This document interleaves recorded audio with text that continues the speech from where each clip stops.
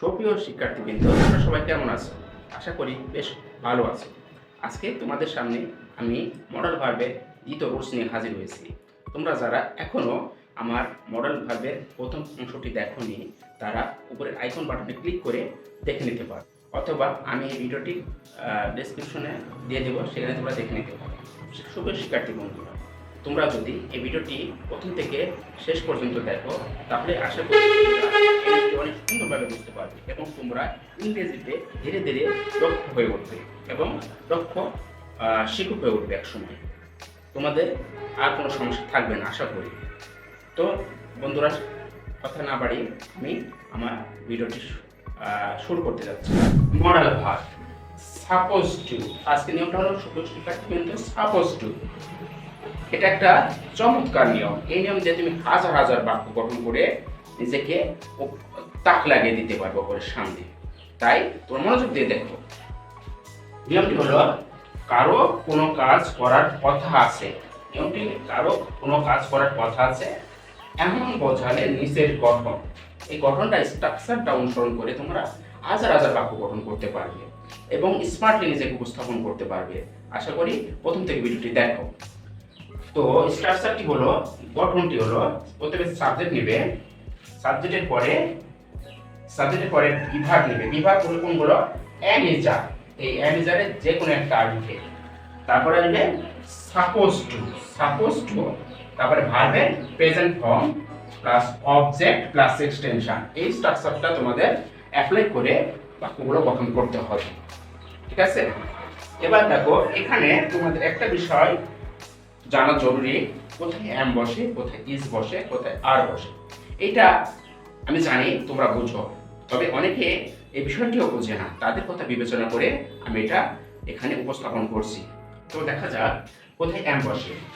Subject যদি first person এবং singular number হয়, ফার্স্ট পারসন এবং সিঙ্গুলার নাম্বার হয়, তখন এম বসাতে হবে। এর হলো সাবজেক্ট যদি ফার্স্ট পারসন হতে হবে এবং কি হতে হবে? সিঙ্গুলার নাম্বার হতে হবে, তবে কি বসবে? এম বসবে। আবার দেখো, আরেকটি নিয়ম আছে, সাবজেক্ট যদি থার্ড পারসন এবং সিঙ্গুলার নাম্বার হয়, তবে তোমাকে ইজ বসাতে হবে। তাহলে নিয়মটা হলো, সাবজেক্ট যদি ফার্স্ট পারসন হয় এবং সিঙ্গুলার নাম্বার হয়, ফার্স্ট পারসন হতে হবে প্লাস কি হতে হবে? সিঙ্গুলার নাম্বার হতে হবে, তাহলে তোমাকে সেটা এম বসাতে হবে। আবার আরেকটি নিয়ম হলো, সাবজেক্ট যদি থার্ড পারসন সিঙ্গুলার নাম্বার হয়, থার্ড পারসন হতে হবে প্লাস কি হতে হবে? সিঙ্গুলার নাম্বার হতে হবে, তখন তোমাকে কি ব্যবহার করতে হবে? ইজ ব্যবহার করতে হবে।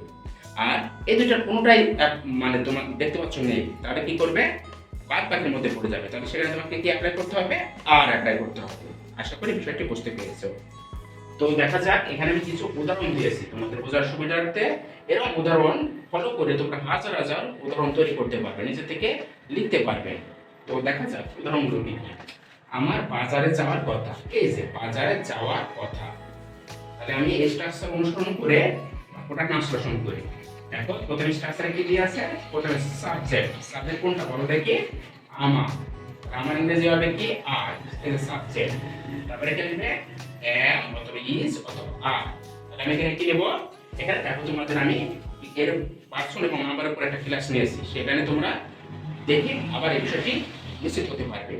এটা হলো আমি সম্পর্কিত শব্দ, এটা হলো ফার্স্ট পারসন এবং এটা দেখো সংখ্যা কয়টা বলছে? এখানে একটা বলছে, অর্থাৎ সিঙ্গুলার। তাহলে এখন হলো ফার্স্ট পারসন এবং সিঙ্গুলার নাম্বার, তাই এখানে আমি কি দিলাম? এম দিলাম। তাহলে প্রথমে বসলো সাবজেক্ট আর, তারপরে বসলো এম, এই যে এম, তারপরে বসবে কি?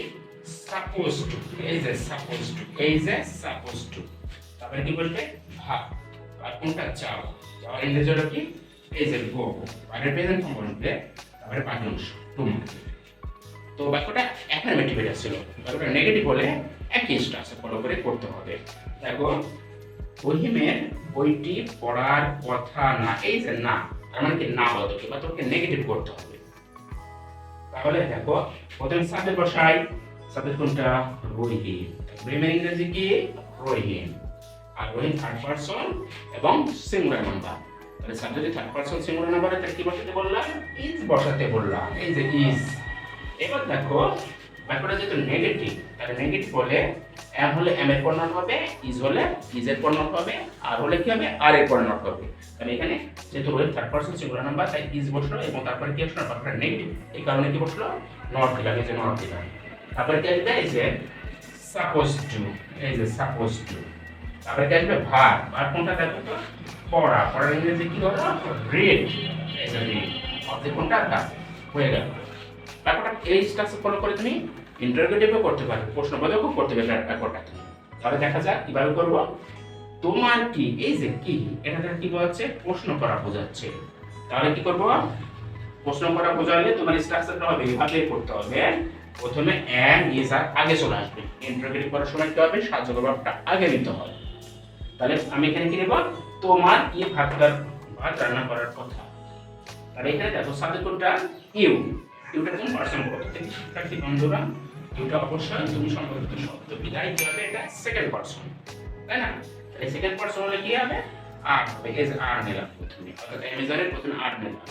তাহলে কি নিব সাবজেক্ট, সাবজেক্ট কোনটা তোমার, তোমার ইংরেজি কি ইউ, আর ইউ। তারপরে কি আসবে suppose to, are you suppose to.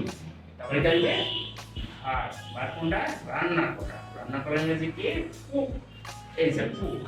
R object কোনটা এই যে রাইস। প্রশ্নবোধক হয়ে গেল। দারুণ ভাবে এগুলো তোমরা করতে পারবে।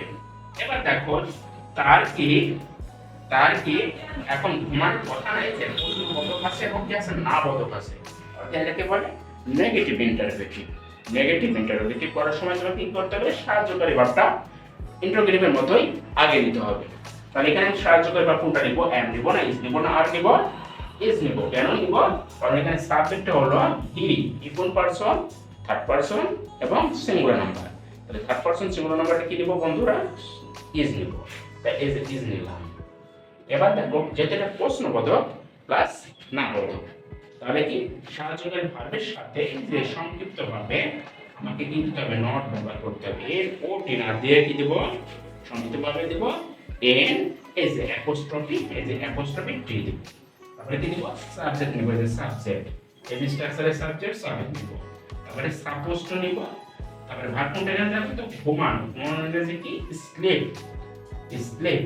আর বাকি অংশ কোনটা বলো দেখি, না না।